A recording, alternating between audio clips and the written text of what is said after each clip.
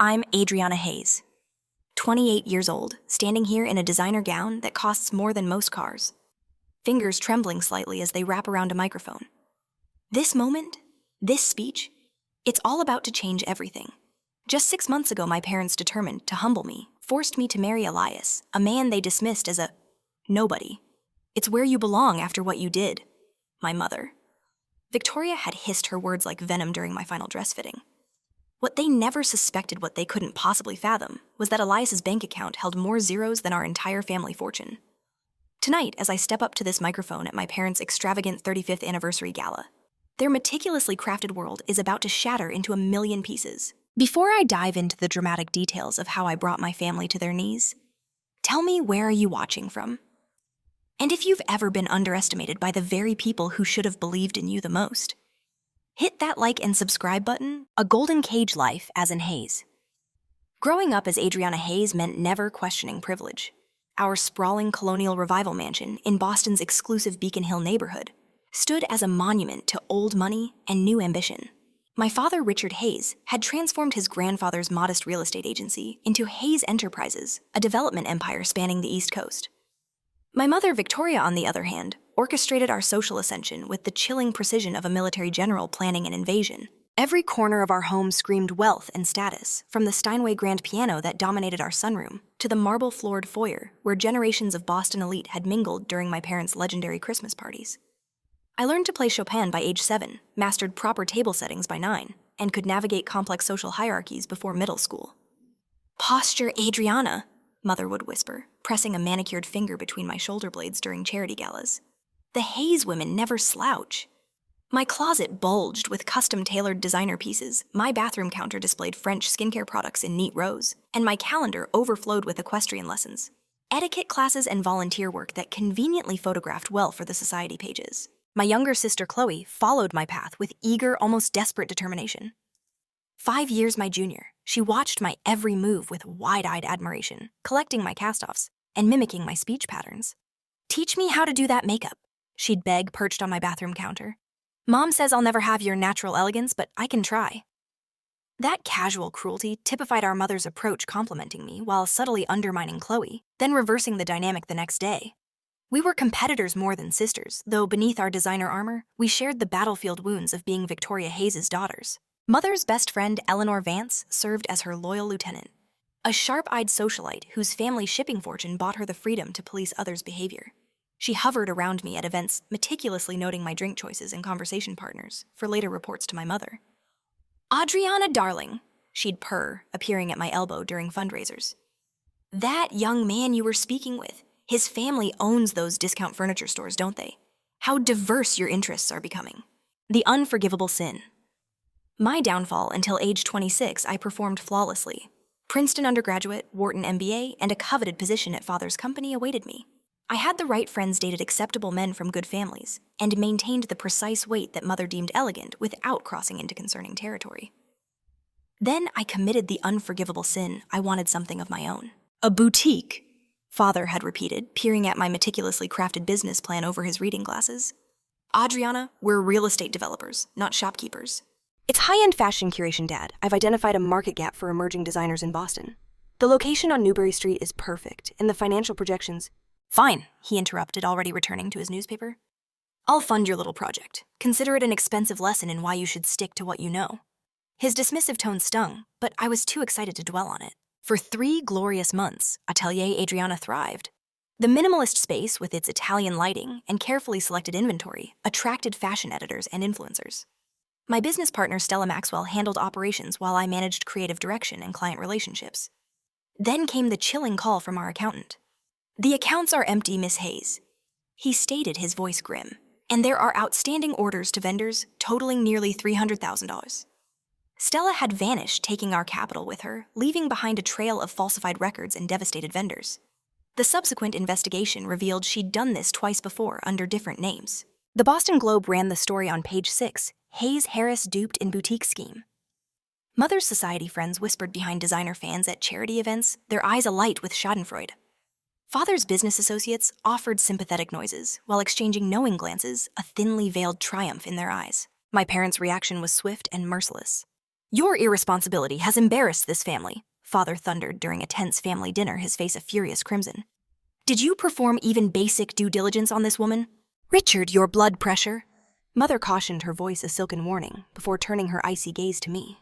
"Adriana, your father trusted you with family money. Your recklessness reflects poorly on our judgment." Within weeks, they reclaimed my apartment, which was technically owned by Hayes Enterprises. My credit cards were canceled, and I was relegated to a guest room in the family mansion. My sleek Mercedes disappeared from the garage, replaced by a 10-year-old Honda Civic that Mother called transportation appropriate for someone learning financial responsibility. Every family gathering became an opportunity to reference my failure. Every business success by distant cousins warranted pointed observations about people who understand their limitations. The Hayes name had weathered scandals before Great Uncle Arthur's gambling problem, Father's messy divorce, but my business failure became uniquely unforgivable. 6 months of purgatory followed. I applied for positions at fashion houses and magazines, only to discover my family's insidious influence closed doors as easily as it had once opened them. I existed in a limbo of shame, my designer wardrobe gathering dust, as I wore increasingly shabby, appropriate clothes selected by Mother. The worst part wasn't the material deprivation or social humiliation. It was watching my identity dissolve. The confident, educated woman with dreams became a cautionary tale, a punchline at country club lunches, the family disappointment trotted out as evidence that even Hayes women could fall. The intervention, an unthinkable proposition. The intervention happened on a Tuesday evening in April. I entered the formal living room to find Father in his imposing leather chair, Mother perched beside him like a predatory bird, and a stranger in an unremarkable gray suit standing by the fireplace. "Sit down, Adriana," Father instructed, his complexion alarmingly red. Mother immediately placed her hand on his, a theatrical gesture reminding everyone of his fragile heart condition. "Your father and I have reached a decision regarding your future," Mother began, her voice carrying the false warmth she used when firing household staff. "This situation cannot continue. I've applied for 37 positions. I defended tallying the rejections I'd received, many from companies with Hayes connections, and demonstrated your complete inability to function independently." Mother interrupted, cutting me off with a dismissive wave. "We've found a solution." Father cleared his throat, a deep rumbling sound. "Theodore Price has been our family's attorney for decades. His associate's son, Elias, is seeking a wife. He's willing to overlook your recent difficulties." The stranger stepped forward, and I realized with a jolt of horror, he wasn't some business associate. He was the solution. Elias Thorne? He introduced himself, extending a hand that I refused to take. He was of average height with plain features and medium brown hair, styled in no particular way. His suit looked department store quality, his watch distinctly non-luxury. "This is absurd." I laughed, waiting for the joke to land. "I'm not marrying a stranger because of one business setback. This isn't a negotiation," Mother stated flatly, her eyes like chips of ice. "You'll marry Elias, who has generously agreed to this arrangement despite your circumstances. In return, you'll receive a modest apartment and an entry-level position at your father's company. And if I refuse this medieval arrangement," I challenged, my voice trembling with suppressed rage. Father's jaw tightened. "Then you'll leave this house with nothing but your personal belongings. No connections, no references, no financial support. Your choice." "Your father's heart can't take much more stress," Mother added, the implicit blame heavy in her tone, a familiar weapon they wielded with expert precision. I fled the room, seeking refuge in Chloe's bedroom. My 23-year-old sister sat cross-legged on her bed, her expression confirming she already knew. "They've been planning this for weeks," she admitted, twisting her graduation ring nervously. "It's not about punishing you anymore, Adri. It's about controlling the narrative." "What does that mean?" I demanded, my mind reeling. "If you marry this guy and take a humble position, they can tell everyone it's a redemption story. The wild daughter who learned her lesson and embraced responsibility by marrying some random lawyer's son." She paused. "Who even is this person?" Chloe shrugged. "Some financial consultant at a small firm. Dad's lawyer says he's steady and responsible. Mom likes that he's forgettable. He won't outshine their perfect family image, but he's respectable enough." A glimmer of hope. Then, crushing reality, 3 days later, I met Elias for an arranged dinner at a mid-tier restaurant. He arrived in a Honda Civic strikingly similar to my own downgraded vehicle, wearing the same unremarkable suit from our first encounter. His apartment, which he insisted on showing me after dinner, occupied the 3rd floor of a converted brownstone in a gentrifying neighborhood. Functional furniture, minimal decoration, a small collection of classic novels on a standard bookshelf. Nothing suggested passion, ambition, or even basic personality. "I understand this isn't ideal," he said, watching me catalog his ordinary life, his gaze surprisingly calm. "But I think we could build something functional." "Functional?" I repeated, a bitter laugh escaping my lips. That's your pitch for an arranged marriage. Not even a pretense of romance or compatibility. He shrugged, unperturbed by my hostility. Would you prefer I lie? We're both entering this arrangement for practical reasons. What exactly are your practical reasons for marrying a stranger? I demanded, desperate for an answer. Before he could respond, his phone buzzed. Excuse me, he said, stepping into what appeared to be a home office and closing the door. His muffled voice sounded different, more authoritative, as he conducted what seemed like a high-stakes business call. In desperation, I arranged a secret meeting with Tyler Reed, my ex-boyfriend from business school. We'd dated for 2 years before amicably parting when he took a position in Chicago. He had returned to Boston 6 months earlier, reaching out several times both before and after my business collapse. We met at a quiet bar, far from my parents' prying social circles. Tyler looked as polished as ever in his custom suit, his Rolex glinting as he stirred his Manhattan. This arranged marriage is insane, Audrey, he agreed, his eyes wide with concern after I explained my predicament. Your parents can't seriously expect you to go through with it. They've given me no choice, I confessed, my voice barely a whisper. They're using Dad's heart condition as emotional blackmail. Tyler hesitated, swirling his drink. What if there was another option, if you had a different husband candidate? Someone your parents already approved of before all this happened? My heart stuttered with sudden, fragile hope. Would you do that for me? His expression shifted, becoming oddly formal. Look, I've always cared about you, Adriana, and the Hayes connections would be valuable for my career trajectory. We were good together once. Maybe this situation is an opportunity for both of us. The calculated assessment in his eyes told me everything. Not, I love you, but the Hayes connections would be valuable. Not, I want to save you, but this situation is an opportunity. I left Tyler at the bar and walked 6 blocks in designer heels that pinched with each agonizing step. The realization crystallized my value had always been my family name, my connections, my status. Without those, even former lovers saw me as damaged goods potentially worth acquiring at a discount. The final blow came during my wedding dress fitting. Mother had selected an appropriately subdued ivory sheath, nothing too princess-like or attention-grabbing. The Thorn Boy is making a sacrifice accepting you with your history, she remarked, instructing the seamstress to take in the waist. This match is where you belong now. Be grateful anyone would take you. I caught my reflection in the 3-way mirror, a trapped woman in a sensible dress, about to enter a sensible marriage, fading into appropriate insignificance. A wave of despair washed over me, threatening to drown me whole. The wedding, a performance of humiliation. My wedding day dawned with picture-perfect weather that felt like a cosmic joke. Mother had orchestrated a tastefully modest ceremony in our estate garden, significantly scaled down from the society extravaganza she'd once planned for me. Nothing too ostentatious given the circumstances, she'd told the wedding planner within my hearing. We're focusing on family values and new beginnings. I moved through the morning in a detached haze. The makeup artist concealed my sleepless eyes. The hairstylist arranged my dark hair in a conservative updo. The ivory sheath hung on my frame, its simplicity emphasizing how far I'd fallen from the couture-wearing socialite I'd once been. You look appropriate. Mother assessed, adjusting my pearl necklace, her idea of suitable jewelry for my diminished status. Remember to smile for the photographs. Everyone knows this isn't the wedding we planned, but appearances matter. Father walked me down the aisle with a firm grip on my arm that felt more restraining than supportive. 50 guests, trimmed from the original 300, watched my procession with expressions ranging from pity to barely concealed schadenfreude. Eleanor Vance dabbed theatrical tears while whispering to her seatmate.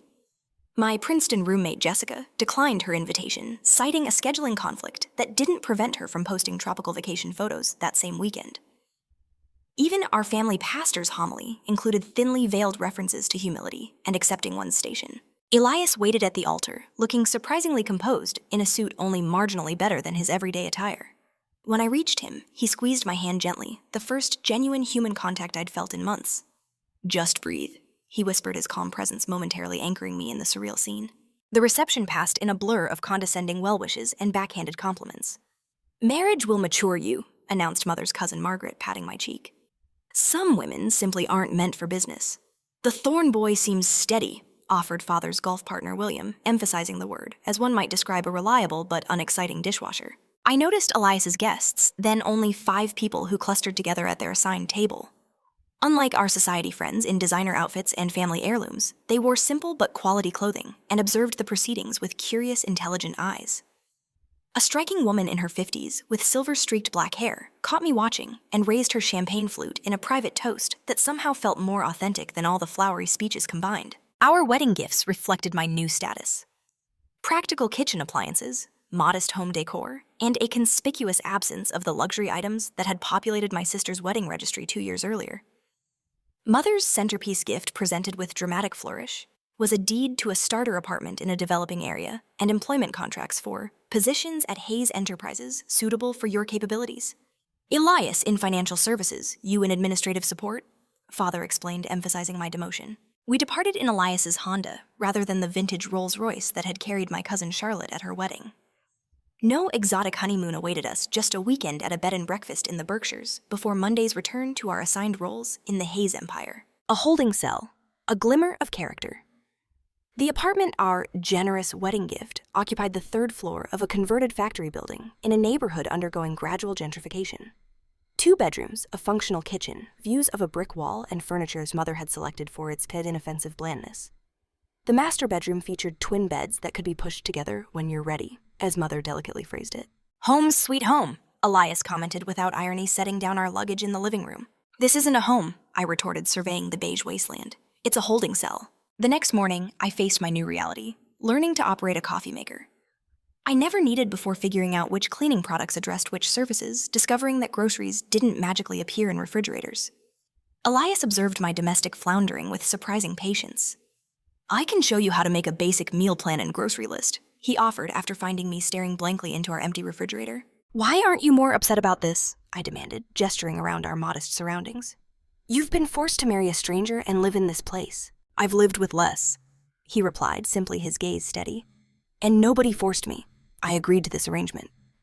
That mysterious statement hung between us as we established an awkward coexistence. Elias left early each morning for his financial consultant position, returning in the evenings to find me struggling with my administrative role at Hayes Enterprises, a job involving coffee fetching and filing that any high school graduate could perform. Your reports need to be filed by client name, not date, my supervisor Brenda instructed with barely concealed satisfaction at directing a Hayes. Your father expects all employees to follow standard procedures. Weekends developed their own rhythm. Elias often disappeared for business meetings that seemed excessive for his supposedly junior position. He maintained a locked home office where he took private calls in a voice that carried more authority than his supposed role warranted. My curiosity grew alongside my suspicion. Why would this unassuming man agree to marry a disgraced socialite? What happened during those weekend meetings? Why did he sometimes receive packages that he immediately secured in his office? A sister's intuition. A shared humanity. 1 month into our arrangement-turned-marriage, Chloe visited unexpectedly, bringing housewarming wine and genuine sisterly concern. This place isn't actually terrible, she assessed, exploring our apartment with interest rather than Mother's barely concealed disgust during her obligatory visit. It has character. It has popcorn ceilings and plumbing issues, I corrected, pouring generous glasses of Cabernet. Elias seems nice, she ventured cautiously, her eyes on me. Not at all what I expected. What did you expect? Someone desperate or weird? He's neither. She hesitated. He actually reminds me of Dad before all the success-focused, observant, quietly confident. That evening, Elias returned with takeout from an excellent Thai restaurant that shouldn't have fit our budget. When I questioned the expense, he shrugged it off. Life's too short for bad pad Thai. The 3 of us assembled a bookshelf together, a project that revealed Elias's methodical nature and unexpected humor. When the shelf collapsed due to my misaligned screws, his deadpan, I believe that's what structural engineers call an epic fail, startled a genuine laugh from me, my first in months. After Chloe left, Elias and I shared a moment of unexpected companionship over fortune cookies and coffee. Thank you for being kind to my sister, I said, surprising myself with the sincerity. She's caught in the middle of all this. Chloe sees you more clearly than your parents do, he replied, breaking his cookie. She values your strength. What strength? I'm living in an arranged marriage in an apartment my mother furnished with reject items from our summer house. Elias studied me with unexpected intensity. The strength it takes to survive when everything you identified with is stripped away. Many people would have broken. Something shifted between us that night. Not romance, but perhaps the beginning of respect. I still slept in my separate twin bed. Still wondered about his mysterious phone calls, still resented my circumstances, but I began to see Elias Thorne as a person rather than a punishment. The revelation. Unmasking the truth 6 months into our arrangement, now a bizarre marriage.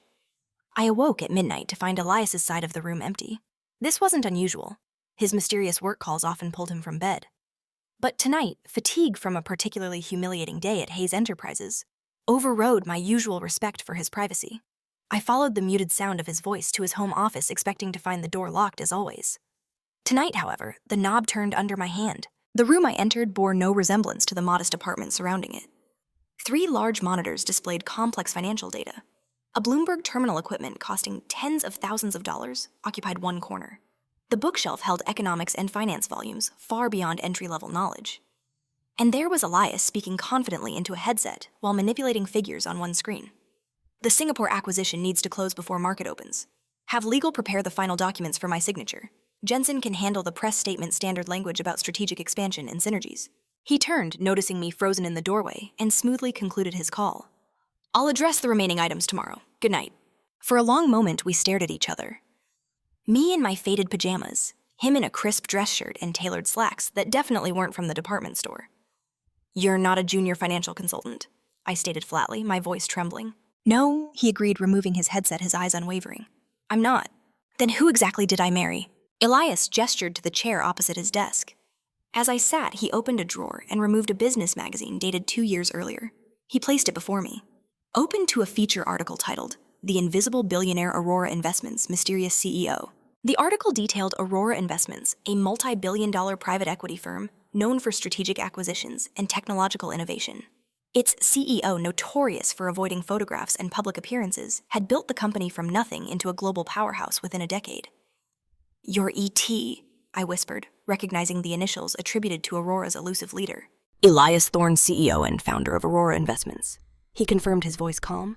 Current net worth approximately $4.2 billion. My mind raced through fragmented business news I'd dismissed over the years, rumors about the reclusive billionaire whose investment strategies outperformed even the most established firms. Speculation about his identity, theories about why someone so successful avoided publicity. Why the deception? Why agree to marry me? Why live like this when you could have... I gestured wildly at our modest surroundings. I value privacy and authenticity, Elias explained suddenly, more animated than I'd ever seen him. My background isn't privileged. I grew up in a working-class neighborhood in Chicago, put myself through state college, and built Aurora through insight and persistence. He paced the small office. The wealthier I became, the more I saw how money changes, how people interact with you. Everyone wants something access funding connection status. I decided to live modestly and keep my identity private to maintain genuine relationships and perspective. But why marry me? Was this some bizarre social experiment? His expression sobered. I knew your family through business channels. When Theodore approached me about this arrangement, I recognized an opportunity to assess the haze firsthand before finalizing certain business decisions. Fury rose in my chest, hot and sharp. So I was corporate due diligence, a way to get inside information on my family's business. Initially, he admitted, his gaze steady. But something else happened. I saw someone whose identity had been defined by external markers, family name, social position, material possessions. When those were stripped away, I witnessed your struggle to redefine yourself. It was compelling. My trauma was compelling. My humiliation was interesting case study material. My voice was laced with bitter sarcasm. Your resilience was inspiring, he corrected, his eyes holding mine.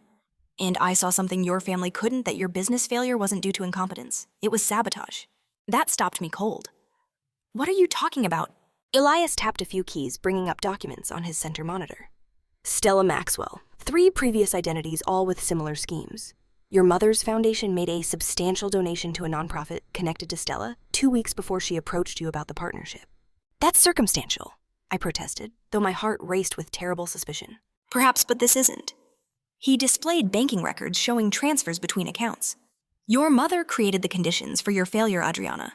She ensured you'd fall, then positioned herself and your father as the wise protectors picking up the pieces. The room seemed to tilt as 6 months of shame and self-recrimination collapsed under this new information. Why would she do that?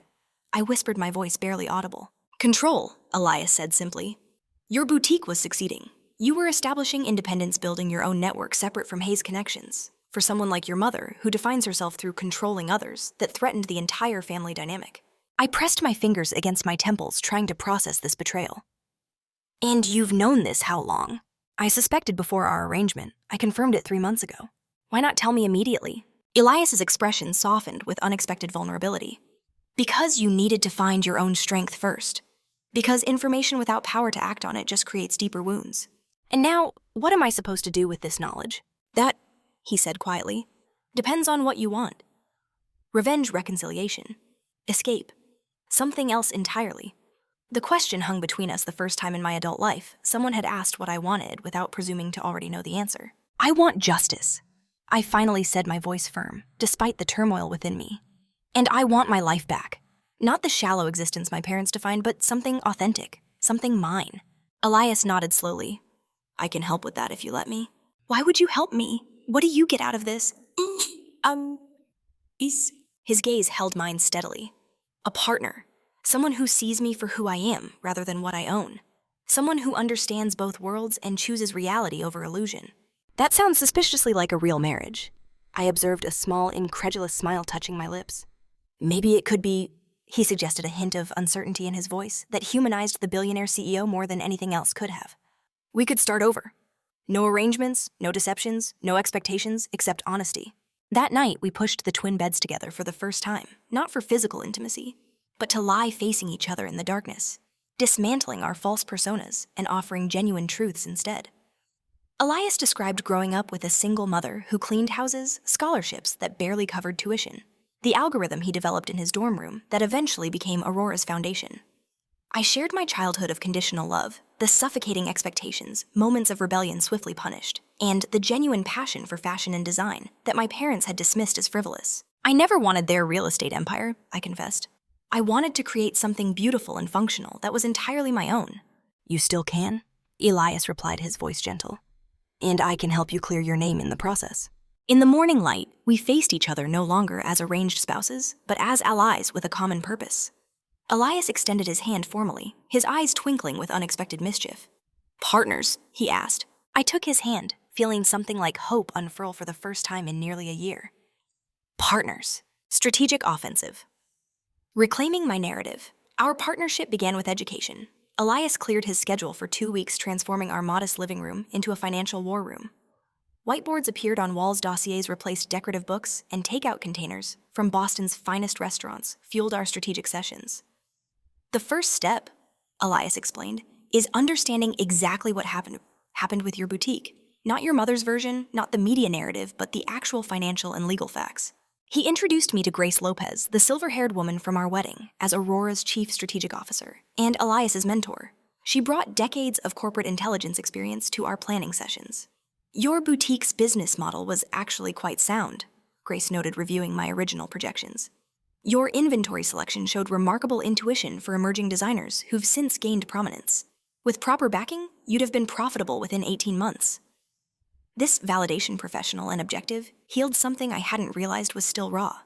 My business hadn't failed because of my incompetence, but because of deliberate sabotage. Elias guided me through complex financial concepts, patiently explaining market dynamics and investment strategies. I absorbed everything, fueled by determination to reclaim my narrative. You have excellent instincts, he observed after I correctly identified weaknesses in a sample business proposal. You just lacked technical knowledge and experience gaps anyone could fill with proper education. Grace's assignments built my confidence, analyzing financial statements, identifying manipulation tactics, recognizing patterns in corporate communications. Each successfully completed task replaced a brick in the foundation of self-worth my parents had systematically dismantled. Our investigation into Stella Maxwell revealed a professional con artist who specialized in targeting wealthy families. Her previous identities, Rachel Adams, Renee Carter, Rita Chambers, followed identical patterns. Establish trust, secure investment in bogus funds, disappear. She never should have passed basic due diligence, Elias noted, displaying her multiple fraud convictions under various aliases. Someone deliberately concealed these red flags during your vetting process. That someone, we discovered, was William Stonefather's closest business associate, and the man who had, helpfully, recommended Stella for my boutique partnership. William has been your father's fixer for decades, Grace explained. When Hayes Enterprises needs problems solved discreetly, William handles the details. Richard prefers not to know. Elias's team uncovered offshore accounts linking William to both Stella and suspicious transactions from my mother's personal foundation. Your mother funded the operation through her charity, Elias explained, displaying the damning money trail. William identified and recruited Stella, then ensured she passed her background checks. They created the perfect storm to ensure your business would fail spectacularly enough to justify your parents' intervention. Each revelation hardened my resolve. These weren't impulsive actions, but a calculated campaign to destroy my independence. Why go to such lengths? I wondered aloud during one strategy session. Why not simply refuse to fund my boutique? Because this accomplished multiple objectives, Grace explained, her eyes shrewd. It publicly discredited your business judgment, created the perception that you needed protection, justified their controlling measures, and reinforced their narrative that Hayes' success comes only through the established family channels. Elias nodded.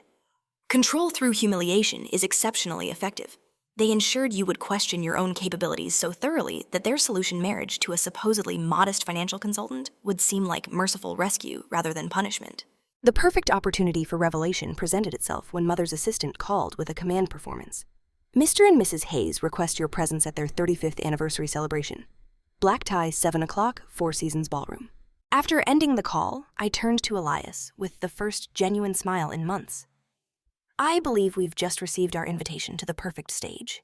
Elias immediately began arranging strategic elements, discreetly inviting key Aurora executives and business journalists, securing digital access to the venue's audiovisual systems, and compiling evidence into a presentation that would be impossible to dismiss.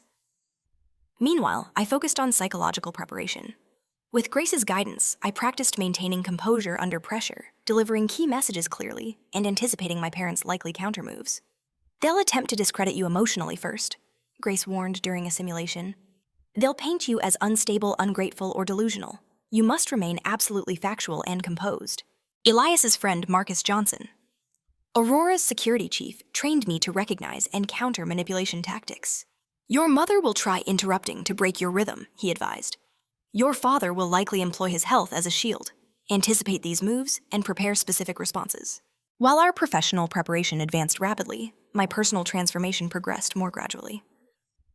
Elias suggested shopping for an appropriate gala outfit, offering his black card without restrictions. Buy whatever makes you feel powerful, he said simply. Instead of returning to my former designer boutiques, I visited a small atelier owned by Nora Chen, a talented designer I'd befriended before my downfall, one of the few who hadn't abandoned me after the scandal. Adriana, she exclaimed, embracing me warmly.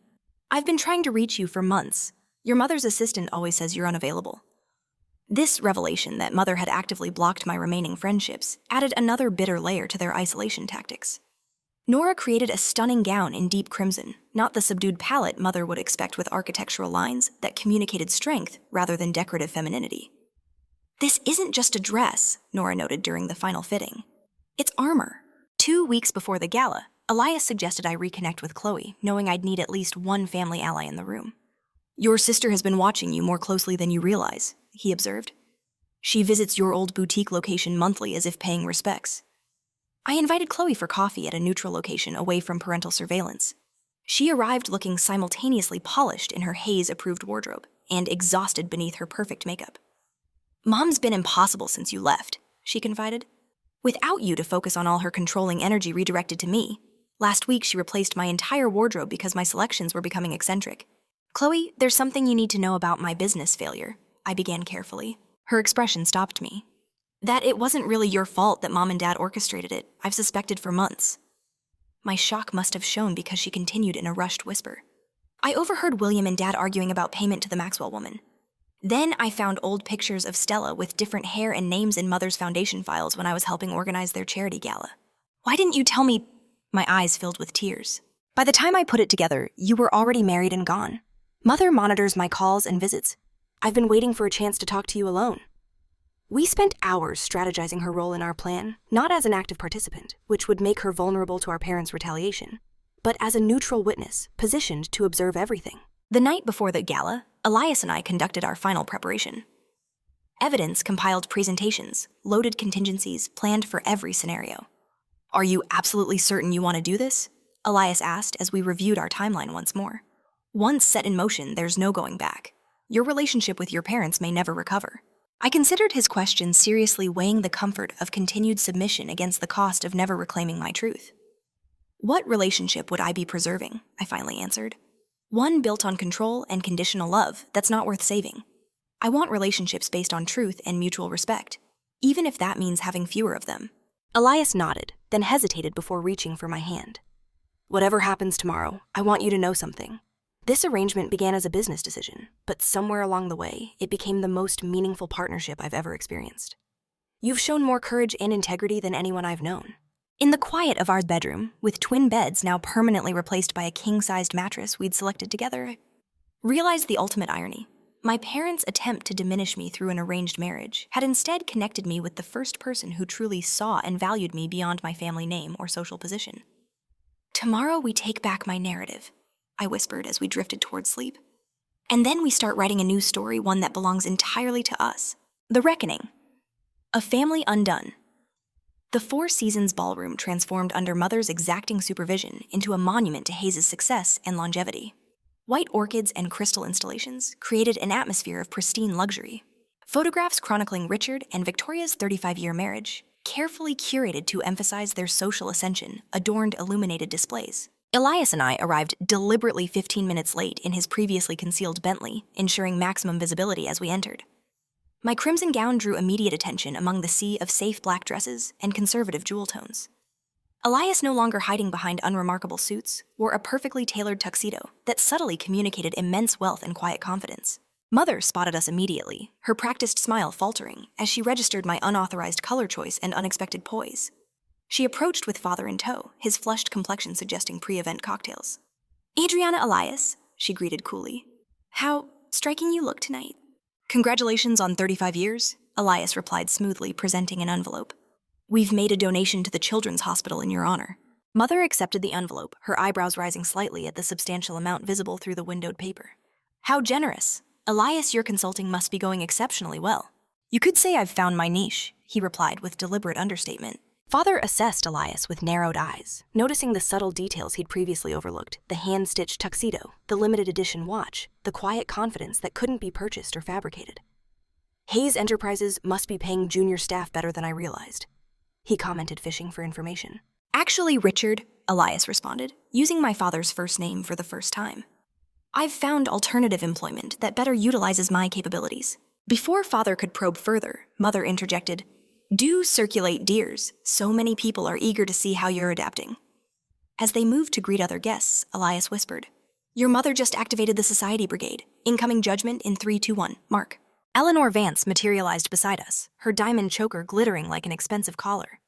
"Adriana, darling, how brave of you to wear such a bold color in your position. And Elias, you've acquired a more cosmopolitan appearance since the wedding."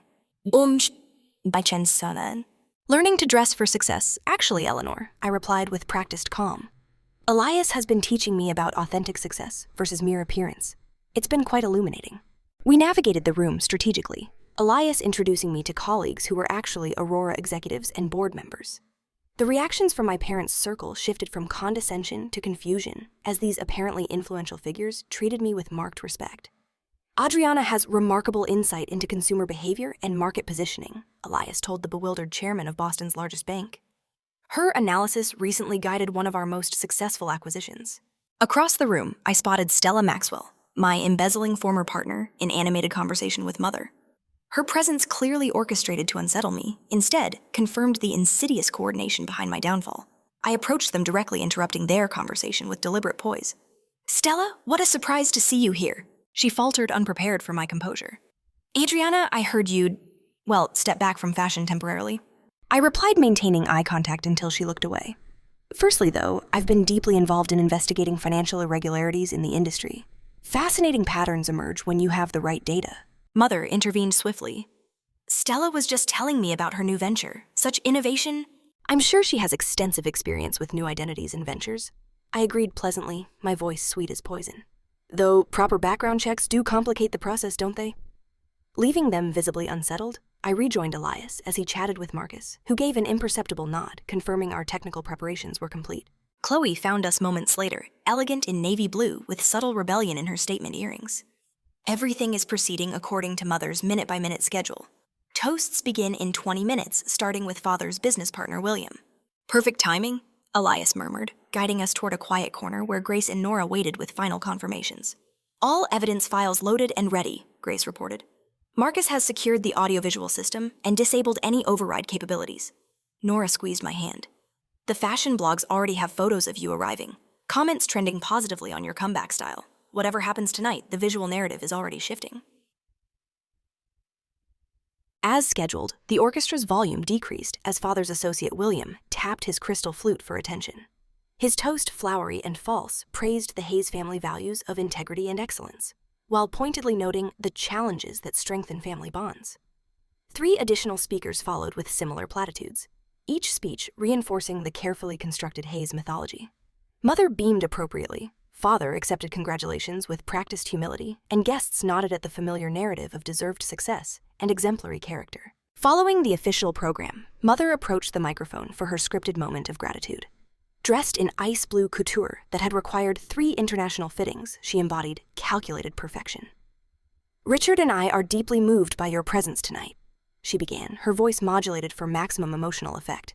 "Family has always been our foundation, the core value that guided our marriage and business through 35 extraordinary years."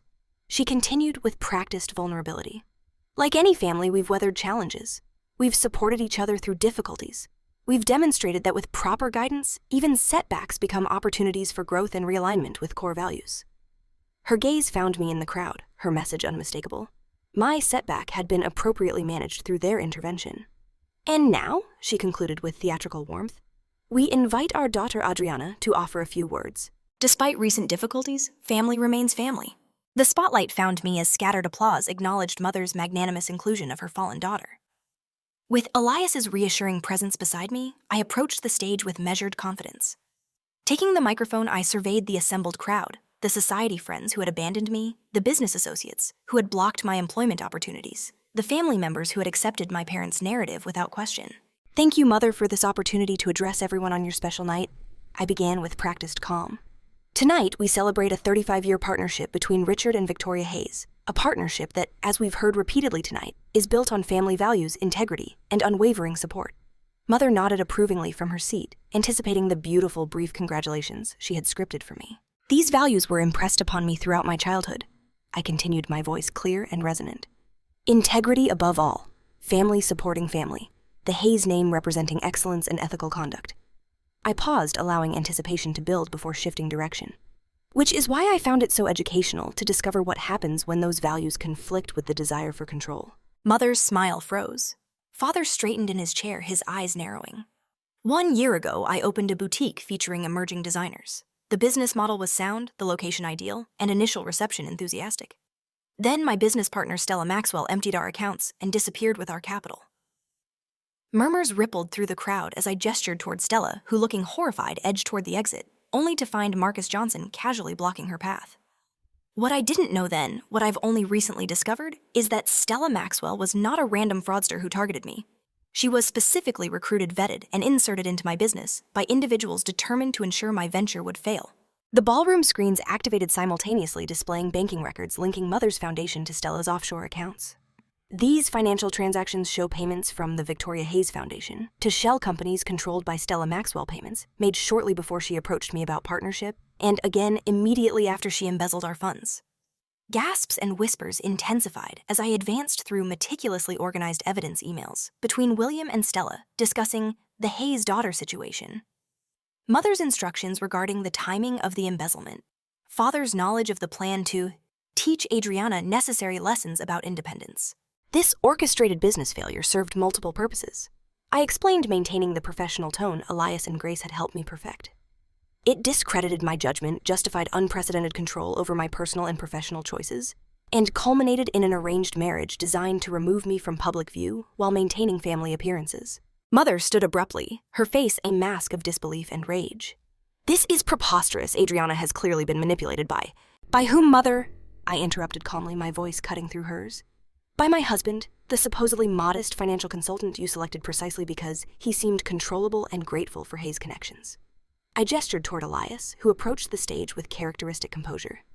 "Allow me to properly introduce my husband. This is Elias Thorne, founder and CEO of Aurora Investments. Current valuation, $68 billion. Perhaps you've read about him, though he's famously private about his identity and prefers the substance of success over its trappings." The screen shifted to display news articles about Aurora's founder investment performance metrics that outpaced even the most established firms, and Elias's estimated personal net worth, significantly exceeding the Hayes family fortune.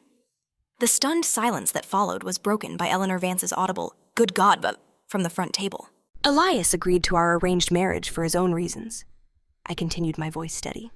"Reasons that evolved from strategic business intelligence to something neither of us anticipated: authentic partnership based on mutual respect and shared values. The actual family values my parents espoused, but failed to practice. Father rose his face alarmingly red, his hands clenching into fists. "This public display is unconscionable." "My heart condition," he began, but Elias cut him off smoothly, joining me at the microphone. "Your health concerns are noted and addressed, Richard, though they seem remarkably situational in their appearance." Mother attempted to reach the stage, her face contorted with fury, but the presentation continued relentlessly with evidence of William's coordination with Stella. Documentation of my parents' systematic isolation tactics, communications, revealing their orchestration of my social and professional rejection. "The Hayes reputation for business excellence remains well-deserved," I acknowledged. "My parents built an extraordinary company through vision and persistence. What remains in question is the character that accompanied that success, the willingness to destroy their daughter's reputation and confidence to maintain control." The final slides displayed my original boutique business plan, alongside professional assessments from top retail consultants confirming its viability market potential and sound financial modeling. "I stand before you," I declared, my voice ringing with newfound power, not seeking sympathy or revenge, but simply reclaiming my narrative. My business didn't fail because of my incompetence. It failed because my independence threatened a family dynamic built on control rather than support. As I concluded, Elias's executives strategically engaged key business leaders throughout the room. Fashion journalists discreetly recorded statements from Stella, who, facing potential fraud charges, began implicating William in exchange for potential immunity. Mother finally reached the stage, her carefully maintained composure cracking. "How dare you hijack our anniversary celebration for this performance after everything we've done for you?" "The sacrifices. The only sacrifice was my autonomy," I interrupted quietly, my eyes locking with hers. "And it wasn't given, Mother. It was taken through deliberate manipulation and orchestrated humiliation." Father joined her, breathing heavily, but without the theatrical clutching of his chest that typically accompanied family confrontations. "This relationship can be repaired, Adriana, but not without significant atonement on your part. This public spectacle is simply truth supported by evidence," Elias interjected, his voice calm and firm. "A concept that should resonate with a family that claims to value integrity above all." As security discreetly removed a now hysterical Stella from the premises, business leaders and society figures alike processed the undeniable evidence presented. The Hayes mythology of perfect family unity had crumbled, replaced by documented manipulation that couldn't be dismissed as a daughter's emotional allegations. Chloe approached the stage, positioning herself deliberately beside me rather than our parents. This visual statement, the younger Hayes daughter aligning with the truth rather than family fiction, delivered the final blow to Mother's carefully constructed narrative. The dynasty, built on appearance over substance, faced its reckoning not through scandal headlines or whispered rumors, but through methodical exposure of its own documented actions. As Elias and I departed the ballroom, leaving behind the debris of a shattered family mythology, he leaned close to whisper, "This isn't the end. It's the beginning of something authentic." For the first time in my adult life, I faced an unscripted future and found myself utterly unafraid. A new chapter building authenticity. The Sunday following the gala, Boston society pages struggled to diplomatically cover what was already being called the Hayes revelation. Headlines ranged from the tactful 35th anniversary gala takes unexpected turn to the more direct Hayes family business practices questioned after heiress's presentation. Elias monitored the coverage with professional detachment, sorting reports into categories for our legal team's review. "The narrative is splitting along predictable lines," he observed over breakfast in our modest apartment, our last day before moving to his actual residence. "Older establishment figures are attempting damage control for your parents, while business publications are focusing on the documented evidence." I nodded, scanning industry newsletters that had already picked up the story of Stella's fraud scheme and my parents' involvement. Fashion blogs are treating it as redemption, the unfairly maligned designer vindicated. Mother must be apoplectic about losing control of the narrative. The most immediate aftermath was professional. Father's company faced multiple inquiries from regulatory bodies regarding William's documented activities. 3 board members requested emergency meetings to discuss succession planning corporate code for leadership replacement. Mother's carefully cultivated social standing suffered immediate damage, with 2 charity boards requesting her temporary step back while addressing family matters. My phone vibrated with a text from Chloe. "Parents in crisis mode, Dad actually yelling. Mom broke her favorite vase. Can we meet, need escape plan?" Elias and I met her at a quiet cafe far from Hayes territory. My sister arrived looking simultaneously terrified and exhilarated. "The house is unbearable," she reported. Mother cycling between icy fury and tactical sobbing. Father's locked himself in his study with the family attorneys. Eleanor Vance sent a message postponing their summer plans, which Mother interpreted as total abandonment. "Are you safe there?" I asked, concerned about her bearing the brunt of their displaced rage. "Physically, yes. Emotionally." She shrugged. "They're too focused on damage control to bother with me, though Mother did deliver a 20-minute monologue about familial betrayal when I declined to call you delusional on the record." By week's end, Elias had helped Chloe secure her own apartment and a position at a respected architectural firm. Her actual passion, which our parents had dismissed as impractical, compared to the Hayes real estate track they'd planned for her. Meanwhile, Elias and I transitioned to our authentic life together. His actual residence, a stunning penthouse overlooking Boston Harbor, reflected his true personality far more than the modest apartment he'd endured during our arrangement. "I've owned this place for 5 years, but rarely spent time here," he explained as we entered the spacious, light-filled space. "Too empty with just me. It needed the right person to make it feel like home." The penthouse, like Elias himself, balanced understated luxury with genuine comfort. Custom bookshelves housed his actual collection philosophy, economics, architecture, and surprising vintage science fiction. The kitchen featured professional-grade equipment that revealed his hidden culinary skills. His office, no longer needing concealment, showcased the command center from which he directed his global investments. "You maintained the deception flawlessly," I noted, exploring rooms that revealed more about my husband in minutes than I'd learned in our first months together. "No wonder Aurora's competitors can't anticipate your moves." "I've spent years perfecting professional privacy," he acknowledged. "What I never mastered was personal connection. Until you."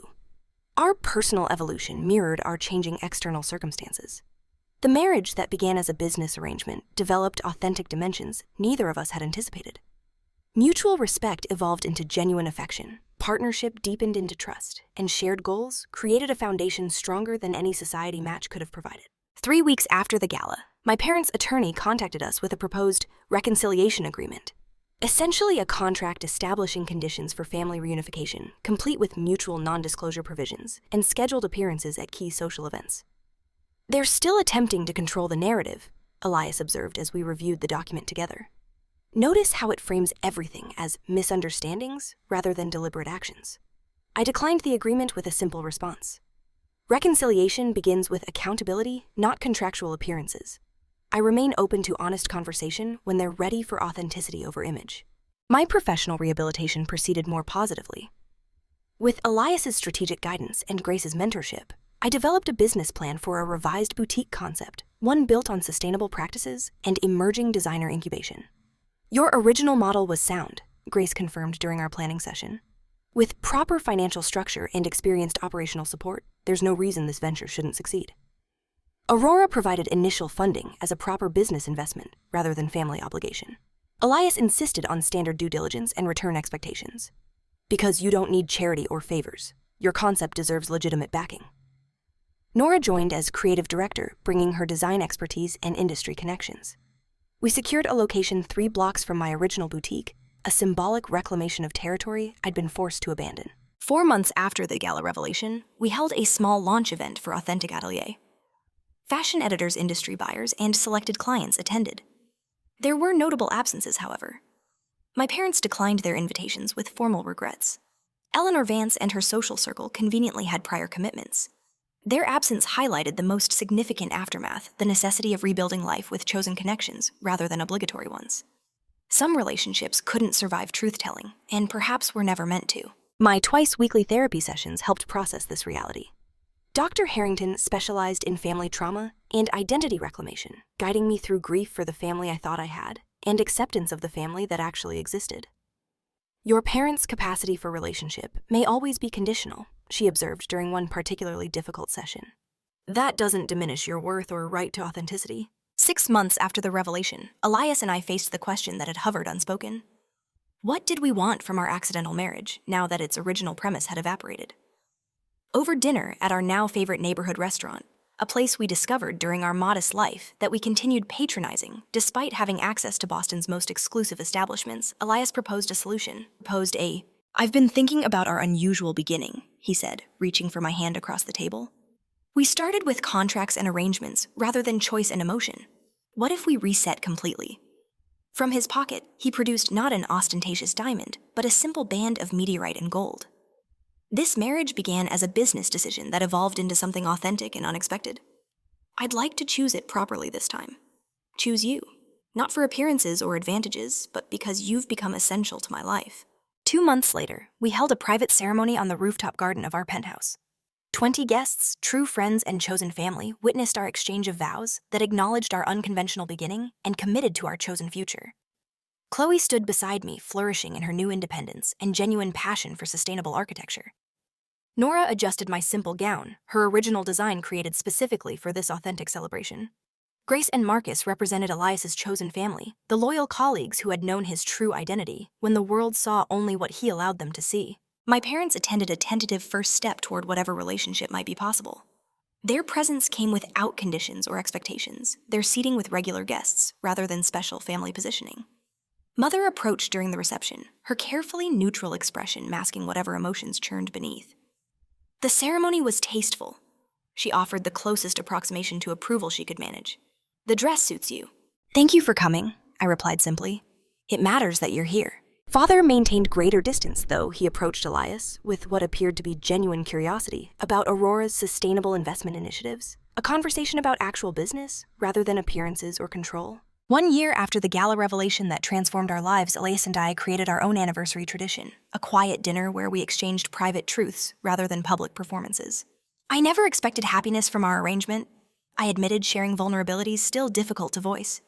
"At best, I hoped for tolerable coexistence. Finding genuine partnership seemed impossible." "I planned for a strategic alliance and temporary inconvenience," Elias confessed. "I never anticipated needing someone or allowing myself to be truly known." The modest apartment where we began our strange journey became Chloe's first independent home. Our wedding gift to her, a space where she could define herself beyond Hayes' expectations. My boutique flourished, expanding to include a designer incubator program supporting emerging talent with both financial backing and business education. My relationship with my parents evolved into something neither wholly estranged nor falsely reconciled, a careful navigation of boundaries and limited engagement based on their capacity for authentic connection rather than controlled performance. Most significantly, the woman who entered an arranged marriage believing herself fundamentally flawed and deserving of punishment discovered a different truth. That authentic strength comes not from perfect performance, but from honest self-knowledge and the courage to live truthfully. The parents who arranged my marriage to humble me inadvertently connected me with the person who most clearly saw my value. The man they chose to diminish me instead became my strongest advocate and partner. The humble circumstances meant to teach me my place instead taught me that genuine worth transcends external markers of success. Perhaps that's the ultimate lesson worth sharing. Sometimes the very circumstances designed to break us become the foundation for rebuilding something authentic and unbreakable. Have you ever discovered strength in